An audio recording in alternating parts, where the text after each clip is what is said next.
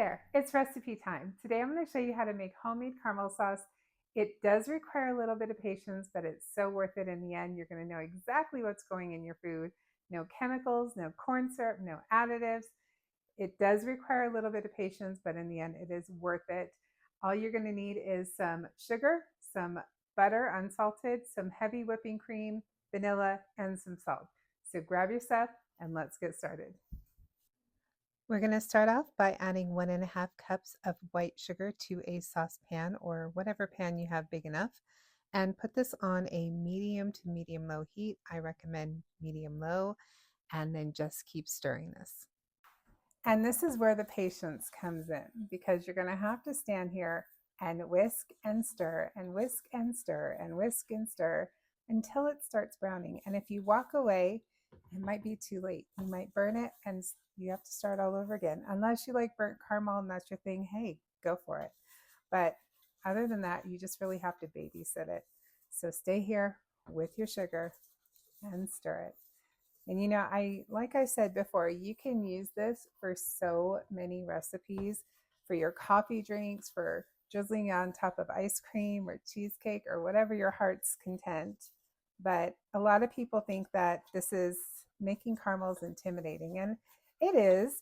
But once you get down the fact that you just have to babysit it and watch it, from there, it's kind of easy. And I really love knowing that I can walk in the store and I don't have to walk down so many aisles, because I can make most of this stuff at home, like caramel sauce. It's kind of empowering to know that I don't have to worry about those companies and their chemicals in my food. I am just making it from scratch, and it does take time, but it is well worth it. And now it's starting to come together. You can see, and I will show you, that the sugar is starting to melt and just melts and meld into the pan, and it's going to start browning from here. Eventually you'll start noticing it sticking to the pan. Just keep stirring. It's going to start sticking together and starting to kind of turn color here. Keep stirring, keep mixing, and do not leave it side, and pretty soon you're going to have the beautiful syrup like this, and just break up those pieces, and before you know it, those are going to melt and become this golden, syrupy, beautiful color. That's when you know it's done. You're going to then just go ahead and take this off of the heat.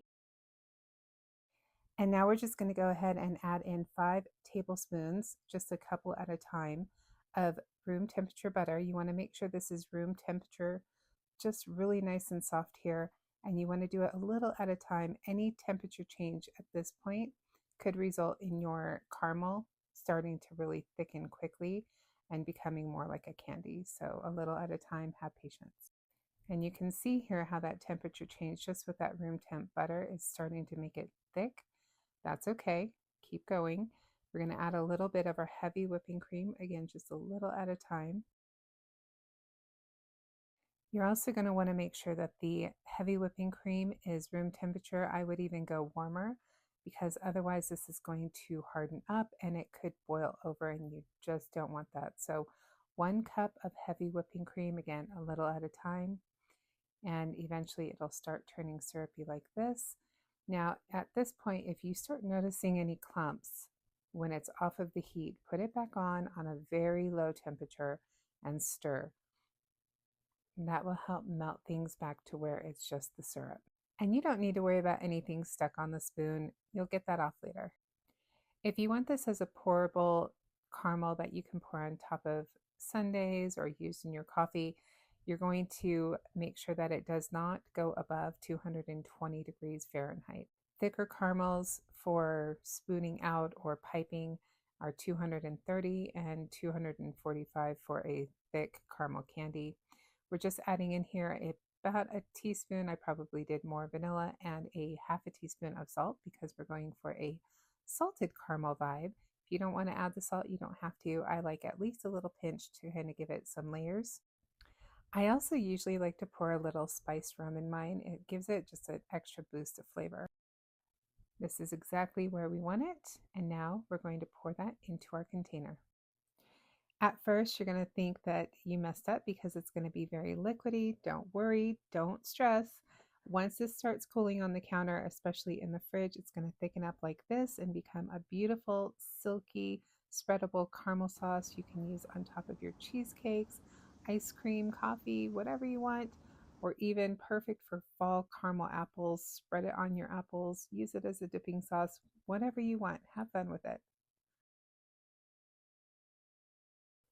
And there we have it. Beautiful, rich, silky, smooth, delicious homemade caramel sauce to use for whatever recipes require it, or eat it by the spoonful if you want. It's up to you. I hope you enjoyed this video. If you did, don't forget to like, share, and subscribe. Until next time, happy cooking. Bye.